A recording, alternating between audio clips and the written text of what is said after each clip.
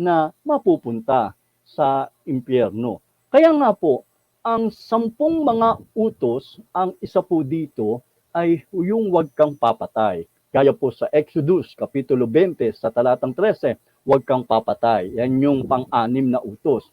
Gaya din sa Deuteronomio, huwag kang papatay. Ang pangunahing utos na ito ay sinama ng Panginoon sa bagong tipan. Gaya po ng itinuro na ni Pablo sa Aklat ng Roma, Kapitulo 13 sa talatang 9. Sapagkat ito, huwag kang mangangalunya, huwag kang papatay, huwag kang magnanakaw, huwag kang mananakim.